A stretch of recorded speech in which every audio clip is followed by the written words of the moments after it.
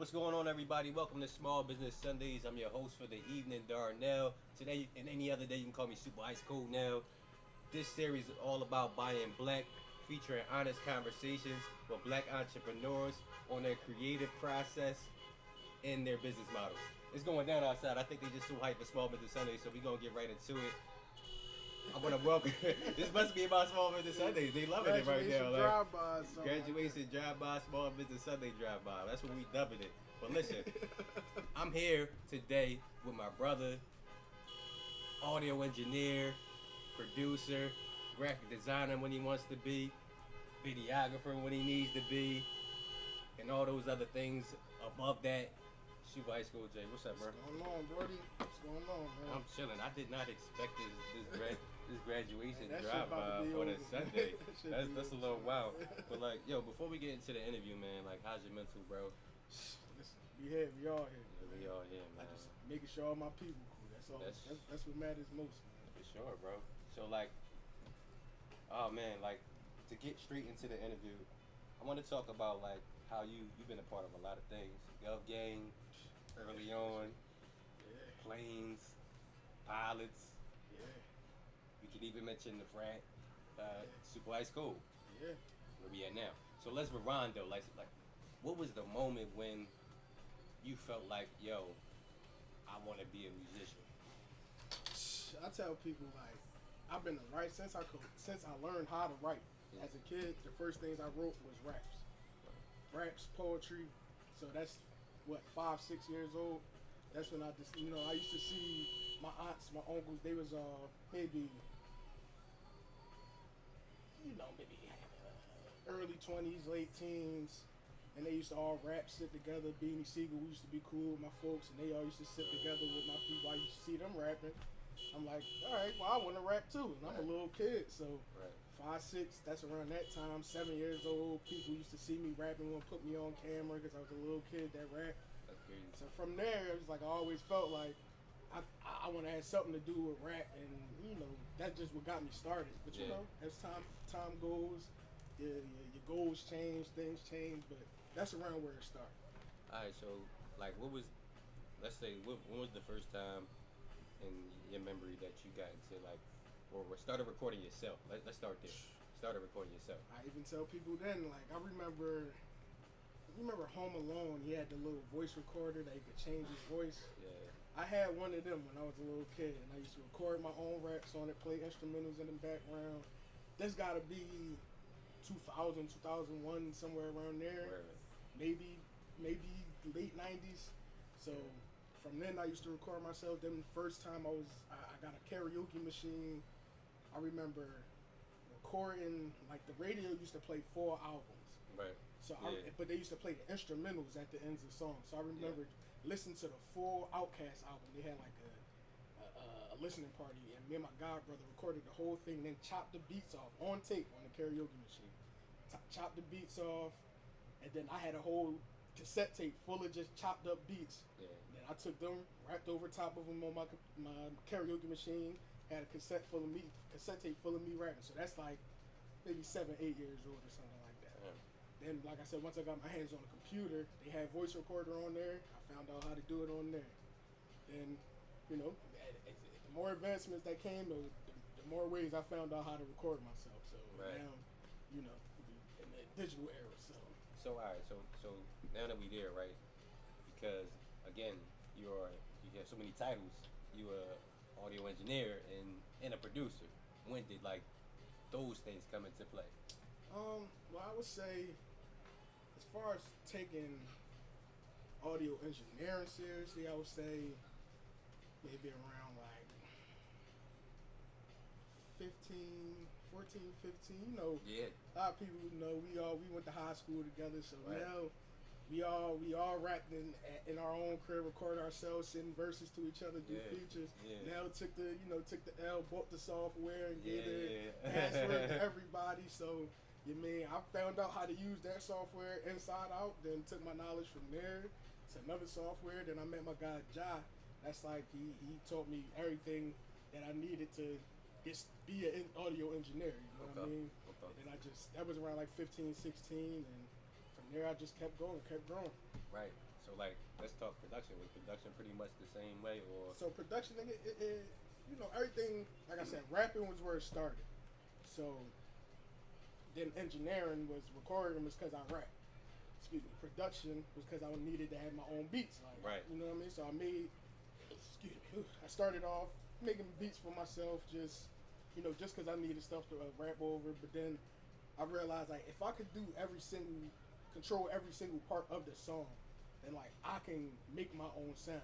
And Right. so once I realized that, that's when I started focusing on like, all right, I don't want my sound to sound like anybody else's, and because I have control of every single aspect, I'm gonna make sure it doesn't. You know what I word, mean? man. So like, you And that talked might about have been around like 17, 18. word.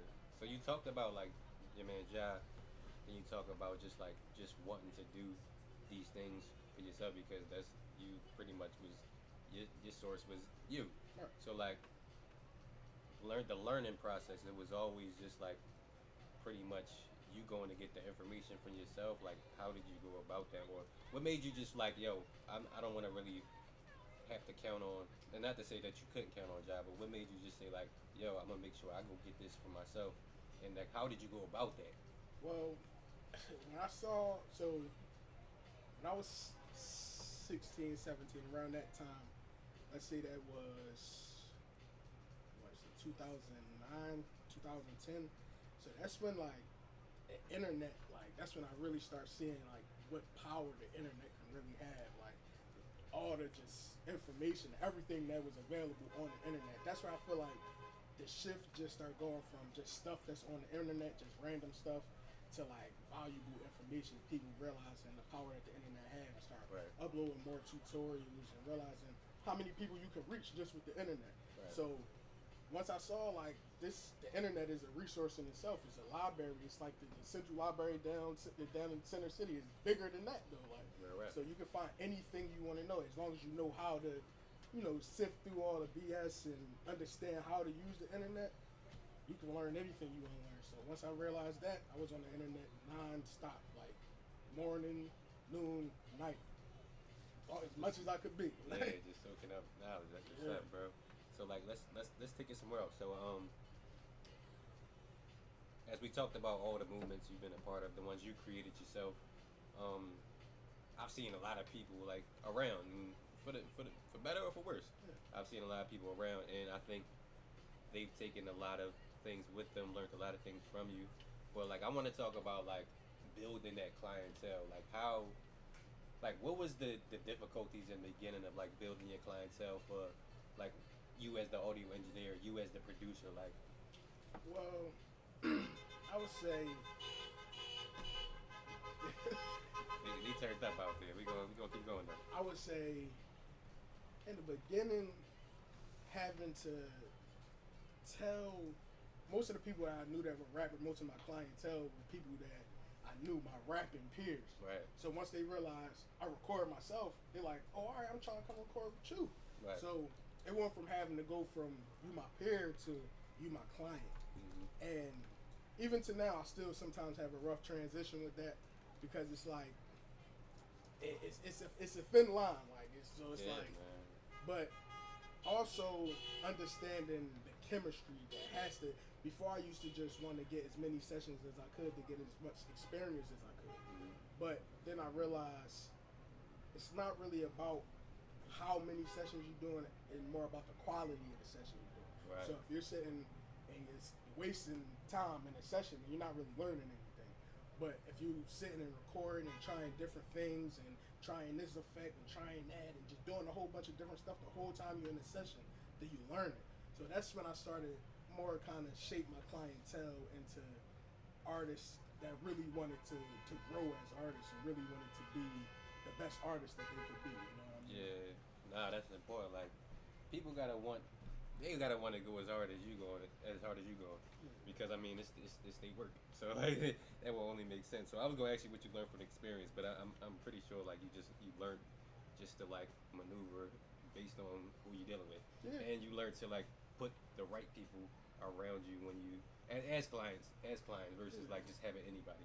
So like And also, it's more like, yeah, you right. Nah, Putting making sure the right people, the right clients get the right vibe. You know what I mean? You can't treat every artist like they're saying. Every artist is an individual. So that's where the chemistry comes into play. Right. So it's like sometimes who I am is not going to mesh with another artist, and I'm perfectly fine with that. I would rather that artist go to a different engineer that they're going to mesh with and make the best music that they can make. And at the end of the day, that's the goal, making the best music possible. So, you know, that's another thing that sometimes you got to give up a session that, you know, they might be paying your bills, but they're not helping you grow. So it's like, that's what's more important to me. I'm gonna always pay my bills. All right, I'm a hustler. I know how to get it. But I'm trying to grow, and I'm just stagnant with an artist. Sometimes I just gotta let them go do them, just cause, you know. It's crazy, man. I'm sitting there thinking about it. I'm like, yo, people. I don't think people know how important that relationship between the artist and the engineer, audio engineer, is. Like, yo, because like, you can't like. I think it's times when people go around people and don't know from a can of paint, and like, how would that person know what you really want or what you need versus like building that rapport? So I get it. That makes perfect sense. I'm glad you actually said it though, because a lot of people might not understand like the power and the influence and overall control that the engineer holds in that session. Like, it's not just about the rapper or the singer, but it's also about the engineer and the producer. It's a whole dynamic to it. So all right, so we here today, man. We got some cold gear on. So shout out to you, my man. We got some great flavor. Shout out Lex. Shout out to Lex. Is this coming soon? Anytime soon? I just want to stop. It's coming real soon. Shout out Kingston too. Like, you get the cold gear from Kingston. Holla at him. Yes. Then we got more of these designs coming real soon. Before the end of the month, they'll be available for everybody. So, you know, if you're interested, just holla at us. Got you. Yeah. No. Listen, this is flavor. It feels good. The fabrics feel good. My man hit me up with it yesterday. I had to toss it on today because we doing the interview, and this is SupaIceCold. So let's talk about SupaIceCold Productions, man. We talk about it here and now. Where do you see, like, because we made so much progression. I'm talking about, I remember from like 2011. That's probably like first when we really was like this SupaIceCold. Right. And then like 2012, of course, I think we started coming into our own. Like and it wasn't like people haven't been on us for what we do. It was just like we was literally, it was just chugging along. I think that's when we really understood the importance of branding. Right. Understood like how far our talents could take us if we just organized everything. So Exactly. I feel like 2011 and the beginning of SupaIceCold, that was the first step. Yeah. And it came along well. We seen a lot. We learned a lot. So like now SupaIceCold, like, where do you see the brand in like 5 years? Well, me personally, I feel like all of us are our own brand that make up SupaIceCold. So SupaIceCold Productions, you'll have me, you'll have Nell, you'll have Kingston, you'll have Grant, Steph, Ease. We all do something different. But me personally, what I can speak on me is I want to be able to put myself in this position to be able to mentor kids and adults alike and give them the information that they need to help their communities through music or whatever their interests are, and how to be able to help your community and benefit yourself. So, you know, it's a lot of people who don't really, like I said, understand how big of a resource the internet is, and if they do understand, they might not know how to navigate it accurately. So that's something that I'm really focusing on, being able to just empower the community and get us to where we need to be at. As we can see with all this going on now, we need a little bit more of that. And so SupaIceCold, we've always been artists and people first. You know, we're here to take care of the people who made us who we are. So that's how I always see 5-10 years from now, I'll be here for the people, taking care of the people that took care of me. And, you know, of course, I got my own, you know, personal dreams and aspirations as far as trips and different, you know, things that rewards of the things that I do, but that don't have nothing to do with this. As far as with the brand, I see us being here for the people, taking care of the people, and, you know, making sure everybody can be in their best position possible. So when we talk about, just so we can, like, if we can be specific, when we talk about taking care of the people, and I know, like, you got a big heart, so I don't see it just as this one thing I'm about to say, but like creatively, like how do we see like SupaIceCold taking care of the people? Creatively, I would say, again, it just started giving people the information. One thing I do with a lot of the young guys that I work with is if you show me interest in anything as far as recording or production, I will take whatever time that I have to be able to teach you to do what you need to do. So not only to be able to teach you so you can do it, but teach you in a way that you can teach your brother, or you can teach your friends that record with you, and then you can build your community the same way I'm trying to build my community. Right. So also giving more anything I learn as far as anything, but on the creative side, anything I learn, I'm excited about it. So I'm excited to pass that information. Yeah, I know you do. So I look at myself as like just a source of information. So anything anybody would need creatively, any help they need creatively, or just knowing how to do anything, that's what I'm here for. That's what we here for. Swear, man. Nah, you said perfectly. I totally agree. I'm with you 100%. Yeah, So like everybody's I mean it's not a bad thing either, because creation is beautiful and everybody is unique in their own way. So everybody's a rapper, everybody's a singer, everybody's a artist of some sort, producer, engineer. We talked a lot about you, being an audio engineer already, but like let's talk about production side. So like how have you managed to separate yourself as a producer, like amongst this clan of producers, just in the city alone and wherever? Like how have you separated your sound wise? Like, well, again, go back to me. My sound is based on what I like as a rapper. So when I was making my sound and my beats, it was for me. It just so happened that other people happen to like it. You know what I mean? Right. So like, it's just all life inspired. My beats all just come from me as a person. So yeah, I really never looked at what everybody else liked and tried to make beats to fit like what the mode was. Maybe all right, this could get on the radio. People on YouTube love this one. I just made beats that I like. If y'all like it, hey, I appreciate it. If you don't, I like it. So and that's what I made it for. You know nah, for sure.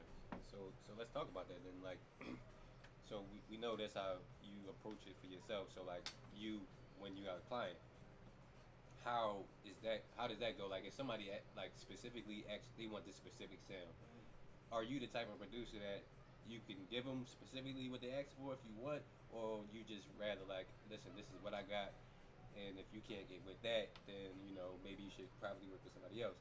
Well, one thing I always do, I have my sound. So if you coming to me for my sound, then I'm gonna give you my sound. But if you coming to me because you just like from an engineering standpoint and a production standpoint, not like a beat making standpoint, but like an all around production standpoint, you like how I put it together, then yeah, I do my best to bring your dream to life. What I normally tell people is, if you have an idea of like the sound you want, so say like most people listen to beats on YouTube or something like that, I'll say send me the beats you listen to so I can find the key and the tempo of that. Once I know the key and the tempo, that's all I need. And then from there, I can base my melodies and everything else I need off of your words. Yeah. So like I would rather custom make like I would rather custom make things for people so they get exactly what they want. I don't want you to have to put your words to my beats, because I don't put my words to my beats. I put my beats to my words. So like I would rather do the same for you. Yeah.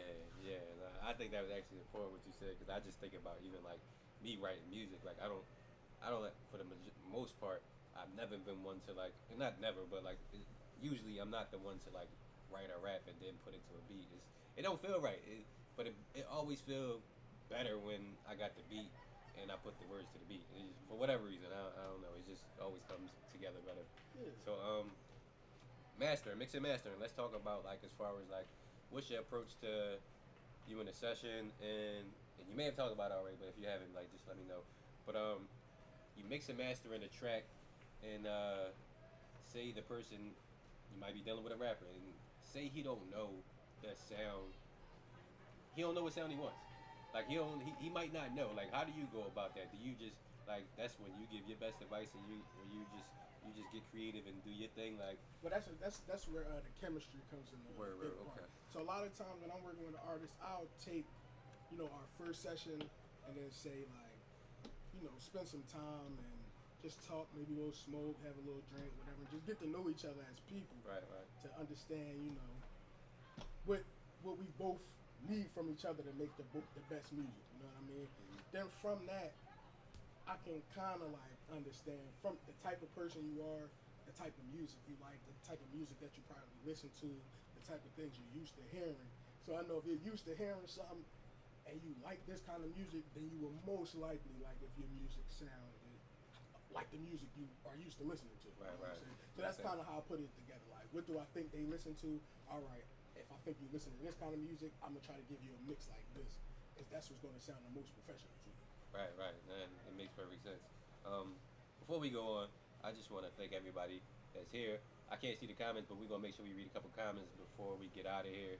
Thank y'all for joining us. This is Small Business Sundays. I'm right here with my man SupaIceColdJay. This series is all about buying black, so make sure you buy black. Stop playing. Let's talk about, bro. Let's talk about what you think. Like, we had a conversation. So, like, what's your thoughts on the LLC? Like, when you hear that those three letters LLC, what you think about? Well, what I would say is it is limited liability. So if you have a business that you feel like you need to make sure that your personal assets can't be touched, if anything was to just go horribly wrong, yeah, LLC is best. And also it has benefits besides that, but that's probably best. Now the other benefits may be like being able to get a business credit card and all that, but that still all goes off your personal. So I do tell people, if you're looking, to maybe get a good loan or whatever for your business, get an LLC, get your personal credit right. Then once you get your personal credit right, you go to the bank, get a loan under your LLC and everything, and you'll get probably about double as much money that you would under your business that you would personally. So, but that's if you need that. Us personally, before I had any of the information that I knew about LLCs, I came out of pocket for everything that I needed. Right. So if I would have knew that information, I would have went about it a little different. But now that I know a lot of the stuff that I do, I try to tell anybody that I know could use the information. Listen, this might help you a little bit more than what you're doing right now, especially if, let's just say, you got a t-shirt company and that's the only way you make money. If you have an LLC, you're gonna have to tax the only way you make money, and maybe you only selling enough shirts to pay the bills and do what you're doing. Right. If now you gotta take taxes out of that, it's not working out as good as you thought. You mean, and it Right. might take your drive and just away from doing what you do. Mm-hmm. So, but like I said, if you have something and you feel like you might need a little bit more backing, or you want to really go all the way professional and get some extra benefits than you would just being on your own, I would definitely say do it.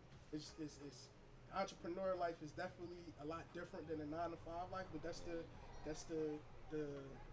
direction the world is going in. So it's better that we all learn the information about being entrepreneurs and how to do it, because even if you're not an entrepreneur, maybe your kids will be, maybe your grandkids will be, and you want to have that information to be able to give it to them so they'll be better off in life from the beginning. You know Right, what I mean? right.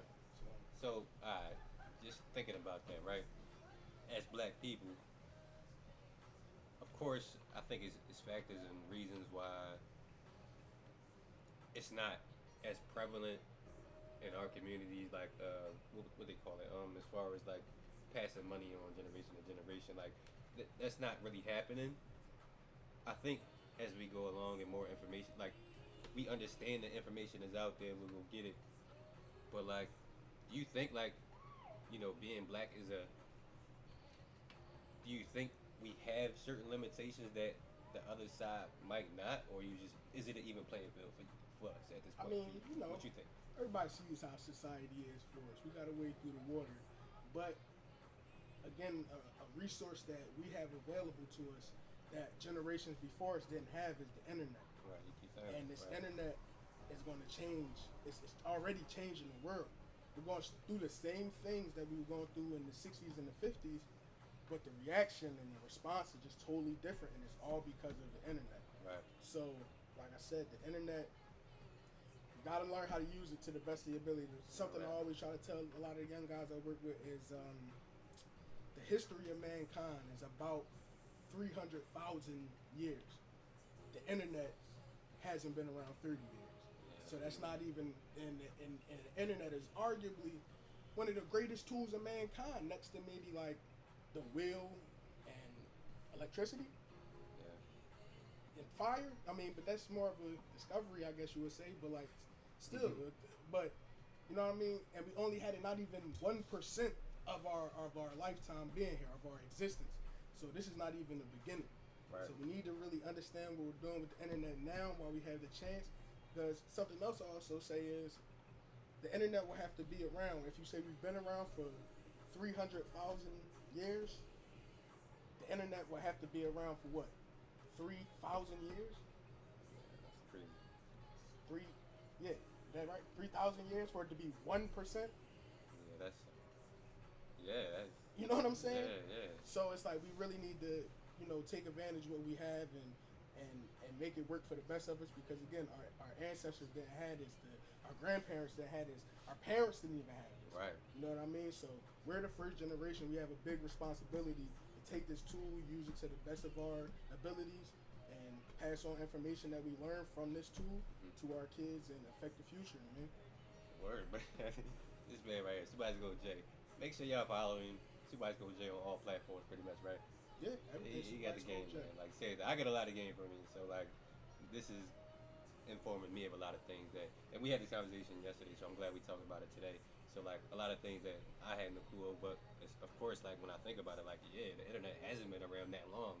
And, like, we just, in the beginning stage, we infant stages of the internet, man. Not even. Sperm stages. Yeah, like, that's crazy. So, like, the opportunities for black people, especially now, is endless because everybody got a phone. Yeah. Everybody got a phone, so everybody got access. They say the might be not be a level playing field, even playing field, but it's a lot better than it was before. Yeah. We can make a lot more out of what we have. We're gonna be part of before. Yeah, we're gonna be part of that solution for sure. That's what we're gonna do. I believe. So let's talk about, like, besides the internet, and it ain't, listen, it's rock solid.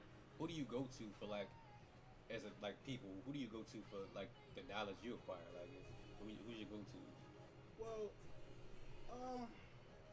like I said, internet online. I like to watch a lot of different just people talk. Like I said, I mean, just talking about Neil deGrasse Tyson. I like to watch a lot of different things from different perspectives.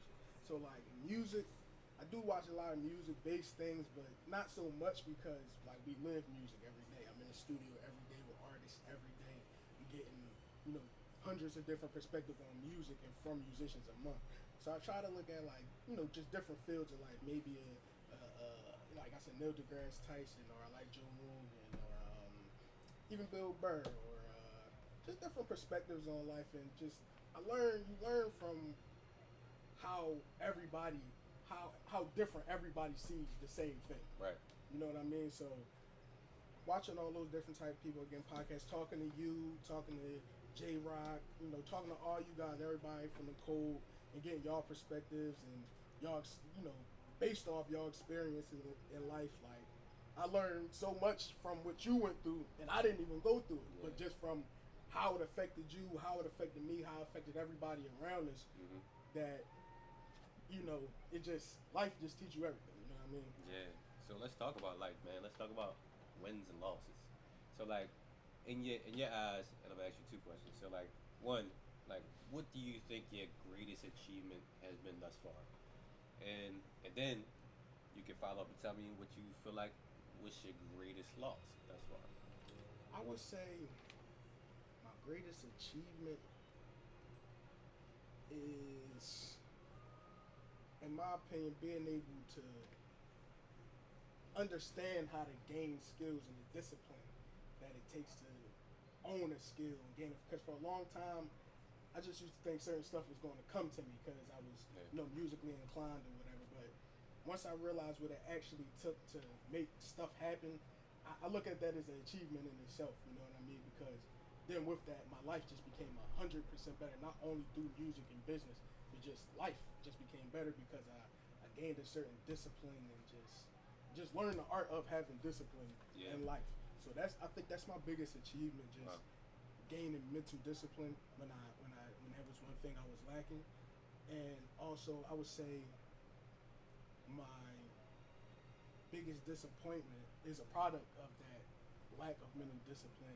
It was me not finishing high school, because I see how it could have helped me, how finishing high school, and not even what I learned, because I feel like I learned just about the same amount of things.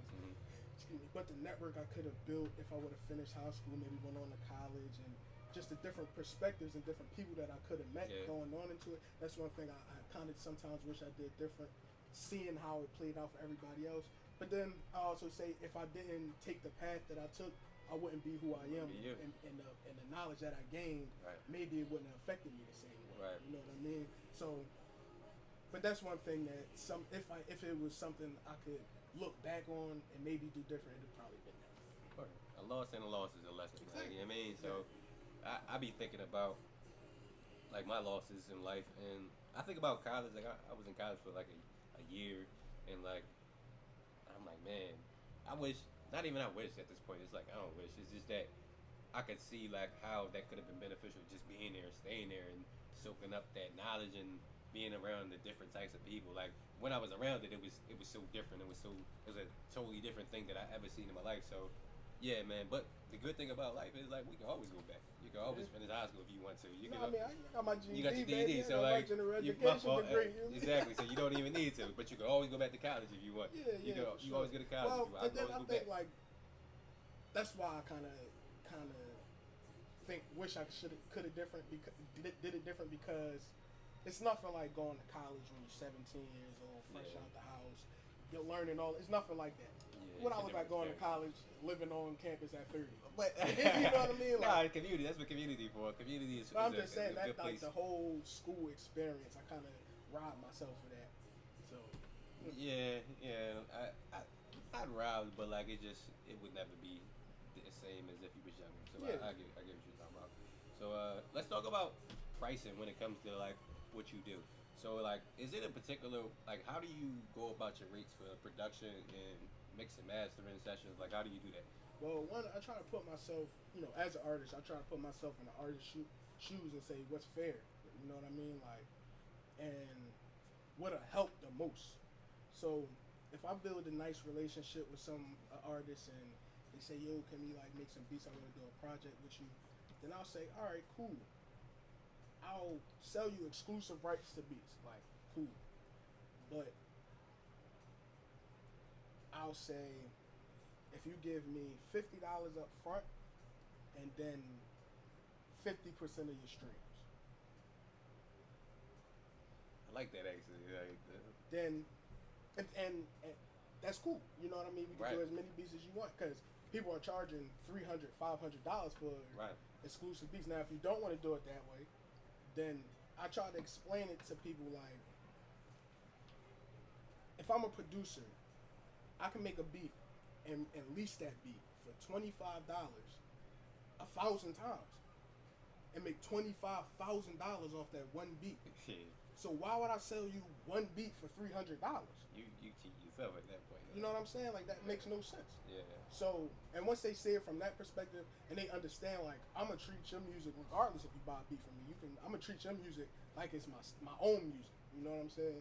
Once they understand the care, and like I said, it's really based on the chemistry that we have. Then, it's never a problem. Like, I got a lot of stuff on the way, man. A lot of stuff, good projects, collabs, all that on the way. I like to hear that because man, like that's I need some beats. You know what's around, man? He got unlimited access to the man. stew, man. I need some beats. But let's talk about the mastering session though. Like, did you talk about the pricing? I don't think you did. But the as far as pricing, yeah. I kind of base it off, like I said, what's fair. Like, so I'll look at, let's just say, let's go to studio time first. If I look at the rest of the studios in the city, and I say the average price for, a well-furnished studio, a nice studio that you're gonna put on the gram and show off, that might be like in between $30 and $60 an hour, right? And I know I have my situations in my crib, so I'm not gonna charge you as much as they do. If it like, let's maybe say like 40 and 60. I'm not gonna charge you $40 if we're in my basement. You know what I mean? But maybe 25, 30, something like that. So I think that's fair. And then I also try to work with people too. Like, if you show me that you serious about what you're trying to do, then I have no problem working with you because I understand you really trying to make something happen. And that's what I want at the end of the day. That's the goal, to get something to happen. Right, man. You've always been that way, bro. So like, you really trying to work, make some things happen. You want to get in the studio. This is the man. The quality is top notch. So like, when it comes to like when you get your record back, talk about how like because what if somebody not satisfied with the quality of it? And that's really rarely been me. It might be something I hear that just from my own voice down. Like, so I might be going back and forth with you like, yo, bro, can you fix this? But like, how's your process with that? If somebody like you email them a record, say they go home and you still mix and mastering that jump, and say they might not like something. How do you go about that? So what I tell people is before they leave, if anything is wrong with the track, let me know. As soon as I'm able, fix it up for you, send it right back. It's at the end of the day, what I'm worried about is making the best product. You know what I'm saying? The best product, and especially if you show me in the studio that you're worried about making the best product, you really show me determination and dedication to the song that you making. Then I'm a match your energy. So if you really going in for your own song, I'm gonna go in for that song too. I'm gonna give you the same amount of energy. Right. But you hit me up and you say y'all didn't like something, I'll change it for you.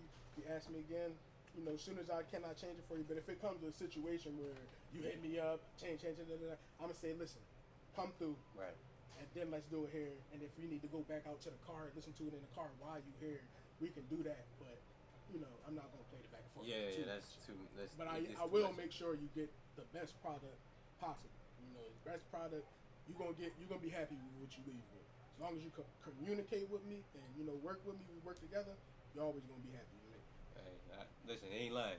I've been there several times. I made about 10 different projects, and I think the only one he didn't do was like the first one. So like, that's all facts. But you do that one yourself? You record that yourself? I recorded it myself. Yeah. But like the quality was shitty. That was back when we had I had some like horrible mics. And what was that? What was we using back then? We had that shit was called. We had the Tascam interface. I still love that interface. Well, hold on, I'm talking about like even just like to record it, not.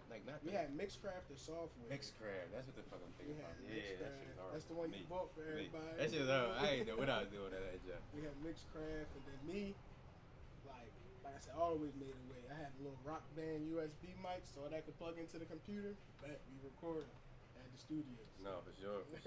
So like, before we go into more questions, I just want to let everybody know, thank you for coming to Small Business Sundays with me, Darnell, SupaIceColdNell, SupaIceColdJay. It's all about buying black. We're talking about the business model for Super Ice Cold. We talk about his creative process when he down getting down. You know what I mean? Mm-hmm. So we here. Make sure everybody follow SupaIceColdJay on Instagram, SupaIceCold JAY, Instagram, Twitter. I don't know if you want to give out your Facebook. Instagram, Twitter, all that. If you find me on Facebook, good job. But thank y'all for coming. We appreciate that. So like earlier we was talking about inspiring the youth, man. Inspiring the youth. So like let's talk about and you went into it a little bit already, like your long term goals as far as inspiring the youth. But like I don't even know if we want to give it away, but I just remember we was talking about like building facilities of sorts for kids to even access. So like is that still like oh yeah, in your for future? Sure. Yeah, and I think that all comes with part of taking care of the community and making sure we are able to, contribute to the community. So I look at it like step one is giving everybody in the neighborhood and everybody in our community that I can reach the knowledge that it takes to be able to start something of your own and build your own income or if not build your own income, then save the income that you have and then, like I said, the discipline that it takes and so I think giving everybody the knowledge is step one, and then step two is once we got the knowledge and the resources to be able to build these facilities in the neighborhoods and we take back our neighborhood. Yeah. Then I think that's going to be a major goal of mine to get arts facilities. So not only for music but for any form of expression. You know what I mean? If you need to just get something off from boxing to rapping to painting to making jewelry to whatever is therapy to you and helps you release. I want to have a hub for that, especially for our young people. But again, like our adults too. Yeah, man. And also that could be a place where our adults and our youth can connect. Cause it's kind of a disconnect right now. Everybody's looking at the kids like the kids going crazy. The kids looking at the adults like y'all don't know what's going on, y'all, because it never been like this for y'all, which they right. Yeah. And so I think if we can get a common ground for everybody to come together and communicate, comprehend each other, that'd be the best. But again, that's another goal that I definitely see in the future, is having some more facilities and places just for the community. Yeah, man, that it's super important, man. Cause I was even out back one day in my crib, and old head back there, he always be back there, but I heard him on the phone like course, like he right there, so I ain't trying to be in your business, but you right there with it. You know I'm right here too, so whatever.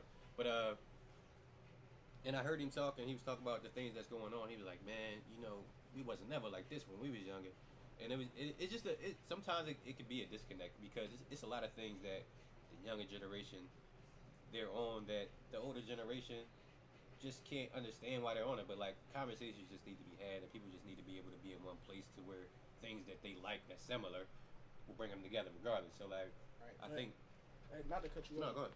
but I really think that that's another responsibility of our generation, like specifically the, let's just say maybe the 1990 to like 94, 95 generation, Yeah, because bridge we that that gap. between generation between the kids and the old heads, and we see both sides. You know what I'm saying? We the only generation that been around for that remember when it wasn't no internet and remember when it was internet. Right. Or maybe a little bit for people like maybe 96, 97. But I think it's our responsibility because we understand the tool of communication the best to be able to bring both of those generations together and help them comprehend each other. Because communicating is one thing, but if they don't understand each other, then what good is it? So, you know what I mean? Yeah. If we can get both generations to understand the faults they have too, because something I tell a lot of the old heads is when we were young, y'all was glorifying stuff and making us think stuff was cool that was putting us in bad situations. So these kids was looking at a lot of the stuff that the guys from our generation that was in bad situations got into and thinking that's cool. But who taught y'all, like, you know what I'm saying? Yeah. Who told y'all that it was cool to do stuff like that? Right. Y'all just came up, because I don't think the old heads back in the day was passing that down so much, you feel what I'm saying? But I tell you, everybody got to take responsibility for how stuff is. We can't sit there and blame nobody. Right. It's everybody, and we all part of the solution as well. Exactly. That's what we definitely got to just remember. Like, let's stop blaming each other at this point. Like, fuck the blame, man. Like, let's just figure out the solution. Yep, That's that's always what where I'm it's at with any problem I have with anybody. It's like, yo, what's the solution? Can we figure this out? And 9 times out of 10, the only reason why we're not figuring out is because we didn't think to ask, what's the solution? You know what I mean? Or when we do think to ask, we can't come to a common ground. Like, you know what I mean? And so it's like I said, but that's to come back to unity, communication, comprehension. So once we master those things as a people, not only black people, but just as the country, the world, will all be good. Yeah. You know what I mean? But starting with black people. Yeah, man. We gotta start with our own first. Definitely, we can't go outside the house and try to teach somebody something until we teach ourselves that. Exactly. You know what I mean? Exactly. So, finally, hey man, it's been a good job, bro. Like this, and I already knew it was gonna flow because we do this on the regular. So this is just so people can understand what you do and understand that you're a resource out here. Just like it's a lot of other resources that will be on Small Business Sunday. So if you know somebody, you or somebody you love and support, they are an entrepreneur, preferably black entrepreneur. Tell them to DM me, send me an email. Let's get it started. We doing this every single Sunday, 6 o'clock to 7 p.m. with me, Darnell, and Might be around sometimes too. SupaIceColdJay might be in the mix too, because SupaIceColdJay he might be in the mix. Why not? I mean, that guy's So let's before we wrap up, what's your best piece of advice for like anybody creative? Anybody creative? Yeah, for creatives, like your best piece of advice for them. Just do it. Like don't listen to nobody. Whatever you want to do it. It don't matter what nobody else think. Especially when you're creative. Remember this: your parents, your grandparents, all of them was used to a certain life. Get a 9 to 5, go to the army, go to college, do this. You don't have to do that now. So they're not gonna expect that, and you don't even need to expect them to they're not going to understand that, and you shouldn't expect them to understand that because they just don't know. How you help them understand is being successful. The way you be successful is by doing it. Right. Just do it. Yeah. You can't do nothing until you do it. Yeah, right. Don't try to do it. Do it. Find whatever you need, all the resources. If you need my help, I will help you. Or you got to DM me, whatever. Let me know what you're trying to do. We going to do it. That's all it takes. That's All it takes is to just do it. That's Action, as simple man. as that. You know, you can procrastinate. You can say, "Oh, if I had this, if I had no, just do it, and then you'll be cool." Hey man, just thinking about just doing it, like man, like and knowing like generational, like people just think different from different generations, like. And I love my mom to death, and it's nothing even bad what I'm about to say, but like I was just thinking, like even when I started this series, and she seen the last week episode, and she and she was just so hyped. Like I think people like people that's older, they get what you're doing, but they don't understand it fully until they see you actually doing it. That's all it takes. And then she was like, "Yeah, you want to interview? Like, I can get you can interview so and so. You can interview." So it's like, yeah, just doing it, and then that's when people will have no problem with like, "Oh, you need some help? I got you." It's I mean, nobody's responsibility to understand what you're trying to do just because you're trying to do it. It's your responsibility to help them understand by just doing it. If you just do it and you show people that you're serious about it, think about it. I for the longest, I got so much stuff from my folks, the people that I love the most, because they didn't maybe agree with the path that I was taking at the age that I was taking it. But it wasn't until they start saying, all right, he's dead serious. There's nothing we're going to say that's going to make him not do what he's doing. Then they say, all right, well, how can I help you? What can I do to help it go further? And, you know, from there, once people see you serious, they're going to support you. They're going to, you know, if they love you, they'll support you. They just need to see you're serious. It's the same thing with you. You're not going to, anybody. You know what I'm saying? We're not going to say we sit here and support everybody that do everything. Like, no, you sometimes it takes for you to see that somebody is serious about what they're doing for you to support them. It's the same thing with anybody else. So do it, be serious about it, be disciplined about it, and I'm telling you, you'll be all good. Everything will be all right. word, bro. So before like I want to play a little game. It ain't gonna take that long. I think we can usher our way out of this joint with that. But before I go, like you anything you want to ask me? Yeah, like I said, I always wanted to know, like, what do you consider your greatest achievement since being home? Because a lot of people don't know. I speak so highly on this man name, knowing who you were before everything happened, who you were while it was going on, and who you were after it, you know, was all done with, and knowing that that's the same person, just grew to a more wise and you just grew into a better person, but you're the same person. So it's like, I want to know myself, what do you consider your greatest accomplishment? Being able to do that. I think that's my greatest achievement, man. Like, I seen so many different things, like, through my experience and my journey. And, like, a lot of this shit could have, like, made me want to give up. But, like, my mental just never been that type of... I never been that type of person. I can't just give up. Yeah. Especially when I'm still here. Like, I'm still breathing. Like, as long as I'm still here, I'm still breathing. And it's still hope, which it usually is. It has been for me. I've always just kept going. And once I seen my own work, like, work for me, it just made me keep going. Every time I've done something, whether it was write an article, write some music, anytime I put it out to the world, I always seen success from it. Whatever that means, like whatever success. But what it meant for me was like people read it, people listened to it. So that's successful for me. No matter if it was one person or 10 people, that was just like, I knew every time I did something, if I did it again, that 10 would turn to 20, and it was just like, so that always kept me going. And that's like my greatest achievement, like just doing, like you said, just doing, like just making it happen, and not being afraid to make it happen, and staying the same while doing it. You know, staying genuine despite my experiences with people that might not be the same. You know what I mean? Because we all go through that. But yeah, so let's play this game, man. Before we get out of here, it's a word association game. I wrote these words with you in mind, so I want you. Whatever you think of on the top of your head when I say the word, like you tell me a word or phrase that comes to mind. All right? Ready? Okay. Music. Love. Education. Important. Success. You say it gotta be one word? It don't. What you make it? Nice. SupaIceCold. Love. Death. Inevitable. Friends. Love. Word. Philly. Home. Money. Doesn't matter, right? Yeah. It don't matter. It don't matter, right? Freedom. Freedom. It's coming soon. It's coming soon. I will. Being black. Being black is being the most powerful being that you could possibly be. That's how I feel. Yeah, I feel the same.